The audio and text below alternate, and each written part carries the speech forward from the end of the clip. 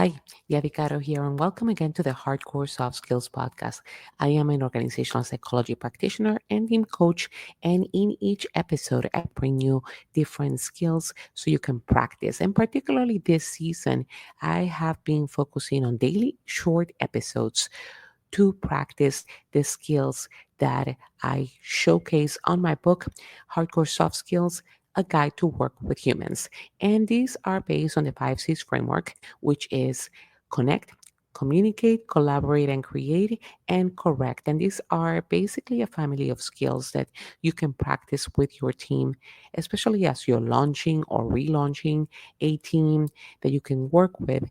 And the intent here is that you are able to have high performance and work effectively because the hard skills or the technical skills are very important, but what will drive the success of our activities will be those so called soft skills. So today, I will focus again a little bit more on the connect aspect, even though last week we have various episodes about the topic. I just wanted to show you one more episode, which is an interview I did with one of the authors, and I she had me on her podcast a couple years ago, and she wrote a book about knowing yourself and about not just personal branding but about relieving and understanding your authentic self. So I wanted to share with you this conversation that I had via LinkedIn Live with Dana Williams. Let's listen.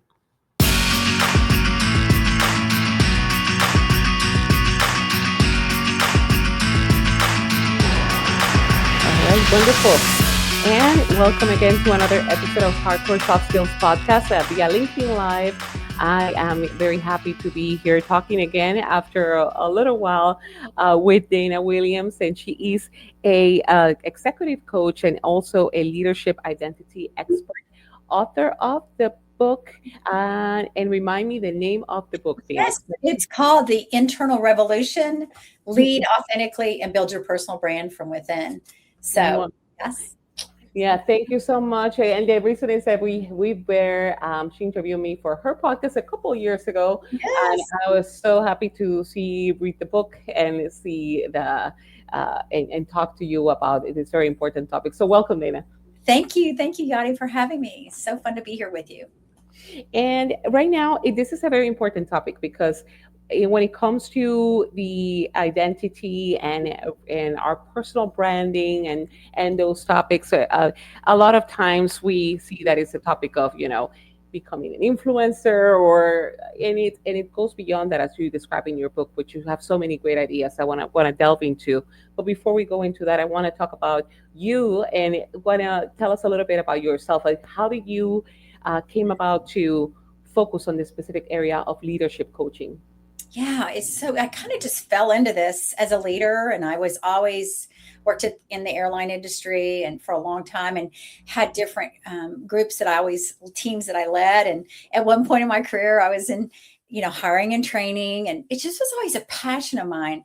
And it wasn't until I took that Clifton Strengths assessment and figured out my strengths that I realized, oh, this is something that I really enjoy doing. And I was just doing it naturally, helping leaders, but I started seeing that there was this challenge, and I'd watch these very talented, capable leaders just feel that, on paper they look so successful, but when you would see them in person, they were just they were misaligned, and they weren't aware what their brand was when they came in the room, or that how they were feeling about themselves showed up to their team. um, and then this became this performance kind of culture of performing instead of really being in alignment with their true self. And I kind of watched this over my 25 years, and then I went through some challenges myself just in my personal life, and worked on rebuilding my marriage. And while I was doing that, I was still at work and I was trying to be myself, but I really wasn't, because I was going through this deep time. I thought, how many people are actually hurting right now in the workplace, and they're putting up, a mask because they can't share it with many people. And I was one of those that I didn't want to talk about it. But what I learned is that once I learned through the years of counseling and coaching, what I learned was once I found my true alignment, it was so easy to be me at work and say, my goodness, I'm having a rough day today. Can we have this meeting tomorrow instead, and follow up, instead of trying to have it and be kind of not in a good mood, or not be emotionally aware of what was going on. And so I started really studying that, and it really inspired my book. And so when I sat down to write the book about this time last year, it had been 17 years of things that I had learned. And I think one of the biggest lessons I learned about myself is when I connected with my true self, and my core values and my personal mission and my purpose. Then all of a sudden I was living better, I was performing better. And what I learned is that when I changed myself, everything else around me changed. It wasn't Yeah. me trying to make other people do things that I wanted them to do. I learned how to really focus on what talent I had and how am I going to use that to work on myself first. That you've covered a lot of very important concepts there about the performing, about at work in terms of we all have things personally going on, and how to you still have to show up to work, and authenticity part. But before we go far into that, to clarify to the people listening, because some of us are maybe familiar with the Clifton Strengths Assessment, could you give a quick overview of what the Clifton Strengths Assessment is? Yes. So Dr. Clifton created Clifton Strengths Finder. He called it, I think it was Strengths Finder, back in the 60s. And he said, what if we study what's right with people and help them do more of that? Yeah. And it became this assessment. And in the 90s, when he bought the Gallup company, it came online. And so he basically created this assessment that's over 6 decades of research. And what's so cool about it is I was coaching somebody this morning, Yadi, just this morning, this leader, and he just felt like all of a sudden was seen, because he found talents in himself that he didn't realize he had. And you're basically 1 in 34 million that have these talents. The problem is people take assessments all the time, but they don't apply them. And so it's like, how do you take something like this amazing assessment and then apply it every day? And that's what I was in the work doing in the office with my team, is working with our people and helping them use their strengths. When they come to me with a problem, well, tell me your top 5. Okay, which strength are you going to use to help you do that? Because we're all so unique, and we're not meant to be well-rounded as an individual, but as a team we are. And so I love working with leaders and their teams and really helping them thrive, because when I see that the leader is in alignment, then the team is, and then all of a sudden the trust starts happening. And then all of a sudden they can communicate with clarity, and then they show up with confidence. And that's exactly this gentleman I was coaching this morning. He was just hiding in who he thought he was supposed to be. Mm-hmm. And so that's what I love, when I have those light bulb moments with clients, and then say, okay, now what is this going to look like as a leader as you be your true self and authentically come out? He had great development talents he wasn't using. He loved to teach. I'm like, why aren't you teaching? So it's those kind of things that come out from that. Yeah, and that's great, because usually when we get feedback or we're assessed about things, it's about marking all the areas that we need to improve on, instead of focusing on our strengths and kind of building on that. I like what you mentioned there about the trust.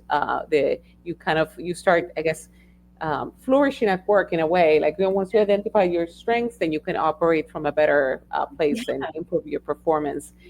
And going back to the concept of what you described earlier about this performance that we have to do, you mentioned that when you were writing the book, or actually what you described in the book, actually, because you described about your personal experience undergoing some, identity because of, issues in marriage. Tell us a little bit about that, about how that transition occurred of realizing, like, hey, something needs to change, or kind of finding yourself again. Yeah, what happened was I was always one of those people that was always trying to control other things or other people, or people pleasing, and I didn't know it. I just had no idea. I grew up with that. My mom is right now is in the hospital with my stepdad, and I see her doing the same thing, and I'm like, oh my gosh, this has been in our family probably forever, and she probably got it from somebody who got it from somebody, and that's a helping, right? Oh, let me help. I'll do what you need. And so once I got into this work I was doing about learning more about myself, and went to some amazing counselors, I learned that I can just put the hula hoop around me and I can control what's in the hula hoop. And that's when really changing me changes everything. And so instead of getting mad at that person that I'm working with because I can't control them and they're driving me crazy, or, other things in life, I learned I've got to change me. And what is the attitude that I want to have? And what is my identity how do I want to show up as a leader? And so many of us are not I wasn't self-aware in that time. It took that deep work on myself to go, oh my gosh, this is such great information. If I spent as much time working on me as I'm trying to work on managing other people to do what I want them to do, that's when the freedom comes in, because then all of a sudden you're being you and you're not trying to be somebody you're not. Mm-hmm. That's very important, what you mentioned about being ourselves in between work environments, or and even dealing with the current challenges. Because when we go to LinkedIn right now, for example, and we start seeing all these people that are open to work banners, and the difficulties about finding your own identity outside of a particular role. What recommendations do you have for that, for people that are undergoing either some transformation in terms of forced of being forced out of work, or finding themselves again? How do we deal? Are there any specific tools that you recommend for that? I think, well, I have one tool that I think, regardless of what, I think everybody's a leader. It's an attitude. And so I have a leadership, it's called the Authentic Imprint. Okay. We can put that in the notes, but basically it's a free assessment. You take it, it's in the book, but you really see, where are you with knowing your unique talents? Do you know them? It's okay if you haven't taken Clifton Strengths. Do you know what your talents are? And then plus, your core values. So many people I work with have, and I hadn't done it, take time to really sit down and say, what are my core values? So that when I'm making decisions, it's those things that happen when you're not even trying, because those core values are guiding you. It's that. And so identifying what those are. And the third thing, and this has been what's been so fun to work with the people that have been reading my book and taking my class, is helping individuals identify, what is your personal mission statement? So then we multiply that times your emotional recognition. How am I feeling right now at this moment? Yes, my stepfather's been in the hospital. It's been a hard week. So I have to start my day saying, how am I feeling? Middle of the day, how am I doing? Am I taking time for walks and things like that? At the end of the day, was I satisfied with today? That's what my editor's husband always said to her. Are you satisfied with the day? I'm like, wow. And so it's looking at yourself and spending more time on managing yourself than you are trying to manage others. And then that's where the freedom comes in, because then it's you not trying to do it. So I would say take that assessment, see where you are in your own authentic imprint, which is my way of saying your personal brand. See where you are. What are the areas? And it will tell you when you take the assessment, oh, maybe you need to work on emotional recognition, or maybe you need to identify your core values. And then it'll tell you what chapter in the book to go to help find those. So it's not like, don't read the whole book if you don't have to, go find those chapters. I'd love for you to read the whole book, but it's there to be a guidebook alongside you as you're navigating change. Right now, there's so many people, Yadi, and you mentioned this, so many people that are being laid off or transitioning. And I was in the era that, your title was important. And I had to really learn that it's not about the title, it's about how you're showing up, that you're creating your leadership identity. Yeah, I like what you say about leadership is an attitude that we can all definitely adopt. And about the mission statement, I know you described this in the book. Could you provide some specifics on how do we create our own mission statement? Because it sounds so, official, like, my mission is. So what are some tips to create that? And I think one of the things that people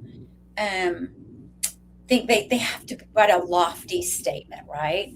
And what I'm always saying is, no, first identify what are your unique talents, and then what do people come to you for? What is the one thing that they come to you for that you Mm. always kind of see? And all of a sudden you'll start seeing that, oh yeah, they reached out for me for this, or this guy was talking to me. No, the second coaching session I had with a leader this morning, she was going over her mission state with me, and she said, I'm a connector. And well, she's got connection in her thing. I said, you are. I see you connecting leaders. I see you connecting your people. And she was all about growth. So for her, she used her strength or talent of connection and started there. And Mhm. then her value is growth. Mhm. So she added that in. And then she started thinking about what she wants to see in the future for other people. And I think what's so neat is when you start seeing it all come together in this formula. And I can put the formula. We can give you the formula in a minute. But Yeah. what do people want? What do people always ask from you? And an easy way to do this, Yadi, is to have people reach out to 5 people that they work with or that they are maybe mentors, and ask them one word to describe them. Mm. And they'll see that words come back that they didn't even know describe them. And they'll start pulling those words in. And it's like, once you determine what your strengths and then your core values, and then what is the difference that you want to make in the world? Where do you want to see yourself at your 90th birthday? And what do you want people saying about you? And Mm. what are the things you're doing? So my vision that I wrote when I did my mission statement in like 7 years ago was to help people birth their purpose and live in their strengths. Now it's to help people birth their purpose and live authentically every day. And so every day is important to me. That's why I've created all these tools and experiences and the daily strength journal to help people have a framework to help Yeah. manage themselves. Does that make sense? Yeah, so basically, I like when you say about the thinking, what do we want to be people to say about us or remember by like when 90 years old we're there and like, hey, what, how did we live? And that could help us because it's not a particular role that she held a role of, I don't know, DP and this such and such. It's more Yeah, along the lines of either helping how many people we impacted or the use our skills for specific to solve specific problems. So things like that, I think it definitely helpful for if we find ourselves in that um, kind of uh, threshold or situation where we lost a particular role or yeah. that's helpful. Yeah. And especially when you're when you're working, like we've talked about, you've got your strengths. What do people come to you for? What feels effortless for you, Yeah. um, but impressive to others? So it's like when you can do something, you're not even thinking about it. That's Hmm. a talent. And then when do you feel most energized and in your flow? And I was telling you earlier when I was getting up early to write my book, I didn't realize I was a writer. I was just like, oh my gosh. And then when you think about your values, I mentioned the person I was coaching this morning, her value, one of her values was growth. But another way to think about it is, what can I not compromise? Oh. What is something I'm not going to compromise? And then what drains me when these values are ignored? Yeah. And what boundaries to protect them. So by the time you get to thinking about your inventory for your mission and that, where am I going to be? What do you feel called to contribute now? And who do you want to help? Hmm. And a lot of people, like, I'm really focused on leaders and their teams. That's my mission, to help leaders and their teams. Hmm. There were so many people I wanted to help, and once I figured out it's those leaders, because I lived it for so long.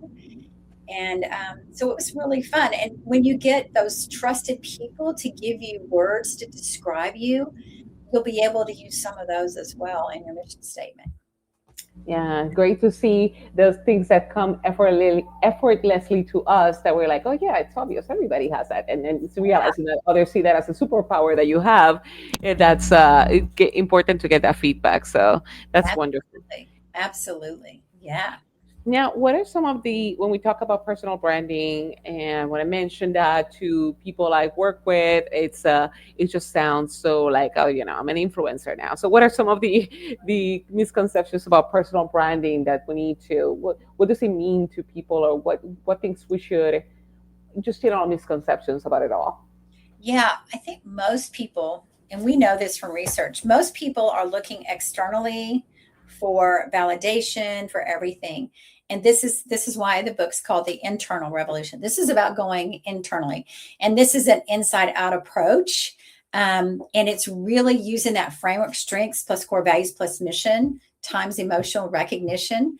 And I think most people just think that they have to be like somebody else, and or they're comparing themselves to, and we want to say no, just be you. And be, when you're in alignment with who you are and your values and what your mission is, then you don't have to go pretend or go perform. So that's why we say stop. You don't need to be more productive, you just need to be you. And that's one of the things that time and time again, I think we think, oh, if I keep doing this, I'm going to get this and I'm going to get this title.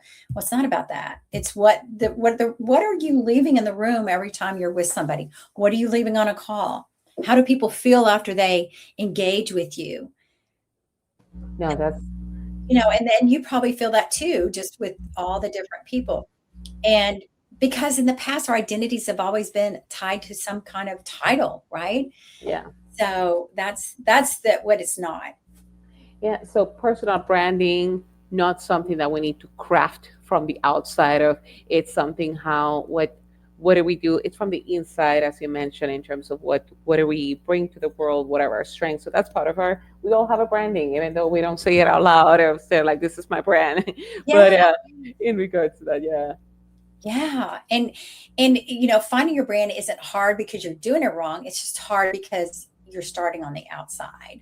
that's very And yeah. yeah, so it's like that's why I always say don't get it on the inside. And then what's happening when we're all on the outside is we're Mhm. getting sick, we're getting burnt out, we're all these things because we're trying to keep up. And now we don't even know who's a chat or a robot or who's Mhm. real, right? And so how do you be more human? It's being more authentic. Wonderful. Now, in this podcast, it's all about recognizing, developing those skills, those soft skills, and you've already addressed some in terms of that, having that self awareness as a practice, that we need to be self aware, get that, know who we are, as well as you touch upon the feedback part of asking others, not just how can I improve, but also like, hey, what am I good at? What do you think about when it comes to me? It seems communication is important too, but I want to let you kind of um, help us identify some of the top key, quote unquote, soft skills that we should be focusing on right now, particularly when it comes to our identity and branding. Yeah, and I want to always start with emotional recognition because that's the one I see in this assessment that's the lowest for most leaders and most individuals when they take it. Mm-hmm. And I think people have this notion that to study their emotional recognition, they have to go deep and that it's hard and they have to do the hard things. But it's really, if you think of emotional intelligence as the broader skill set, and then think about emotional recognition as the first step. You can't regulate what you don't know you have. And so if you know what, the moment you pause and say, like I said this morning as I set my day, is like, how am I feeling about this situation? What do I need to do to kind of get myself in a mindset that's going to help, a growth mindset, and then being able to name what you're feeling. I think so many of us can't name what we're feeling. Yes. Oh, I'm feeling joy, but I'm also kind of scared, or Mm-hmm. I'm fearful, but I'm also looking for, and so it's being able to name that. Yeah. So many of us don't even know how to name the feeling, and then be able to show up. So that's the first step. I think number one, get emotional recognition. And then number two is how do you said communication, Yadi, and that's so true. But I'm calling it courageous communication. Mm-hmm. We need people we work with to be honest, but not being harsh, but be kind and we want them to be clear. Mhm. Good is here, clear is kind, but clear communication builds trust. Trust is the number one thing I hear from teams right now. They don't trust their leader. In fact, we just got the latest research from Gallup, and it looks like trust and leadership has declined back to near pandemic levels. So, Mm. and and so when they're looking for the leader for the guidance and that person that's going to help them, cast the vision, give them hope, give them trust, it's not happening. And trust is everything right now. So I'd say that's number two. So emotional recognition, courageous communication. And the third is adaptability with Mhm. based resilience. So it's not reacting to change. It's constantly changing, right? How many organizations are you working with right now that are going through some kind of change, and Mhm. families, whatever? But staying grounded in who you are and who you are, who you are, then it's not adaptability. It's not about losing yourself. It's Mhm. about evolving from that alignment. Yeah. Yeah, so key what you mentioned there, the emotional recognition about the naming the emotions is such a key step to kind of start, just the first step to start building that Yeah. emotional intelligence, kind of temperament, and courageous communication. And that's really one of the key things, because when we talk about soft skills, it's like it's just misconception that they're just nice to have, and it takes a lot of courage to have that communication as a whole, to a lot of times we just are passive in regards to that. And when you said about adaptability, which is not losing ourselves, but also the part of the of being ready, and what you mentioned in the book, so that's important. And I'll advise to the listeners to get the book, because it provides kind of a very a blueprint to help us Yes. identify. So Yeah. Because we can work on this. We can't work on all that stuff outside. exactly. So what's the best way for people to contact you, or if they have any questions or want to know more about you? So the best way is you can go to my website. It's danawilliamsco.com. Okay. There you can take the assessment. There's a link to take the assessment. You can also reach out for discovery call. Love to talk to you. And then the book is on Amazon and Barnes and Noble. So yeah, so would love for you to get the book too. Yeah, and you have still the podcast, correct? Or you have Yes, the I do. It's called yeah. Dominate Your Day. Yeah, and you'll start seeing me coaching people that have taken the authentic imprint and other leaders. So it's kind of fun. So to Oh, see that. Yeah. wonderful. It was so great to talk to you again, Dana, and know more about the work that you're doing and the impact that you're having with the people that you're working with. Thank you so much for being here with me. Thank you for including me. It was so fun to be with you. So thank you.